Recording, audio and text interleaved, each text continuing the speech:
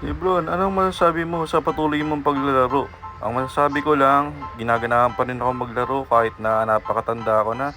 Practice lang ng practice araw-araw. Kahit sabi ng asawa ko na dapat sa bahay ng daw ako, pero hindi ako pumapayag. Kaya tuloy-tuloy lang. Ganun. Kaya pala tuloy-tuloy lang ang laro mo.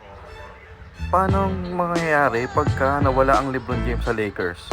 Tingin mo ano yung magiging future nila ngayong wala ka na? Ang masasabi ko lang, hindi na sila bebenta kasi wala na ako. Kaya dapat ang gawin nila, tuloy-tuloy na lang ang bigyan ng kontrata. Kahit na wala na akong silbi. Kaya laro lang ako ng laro. Binibigay ko na yung 100% best ko kung nakita naman nila yon. Kaya ang masasabi ko lang, wala sila magagawa. Kaya tuloy-tuloy lang tayo. Kahit na maraming bata na pwede na maglaro at pumalit sa pwesto ko, yun ang tingin ko lang. Okay, bigyan mo naman ako ng tips para gusto ko rin kasi makabalik at maglaro.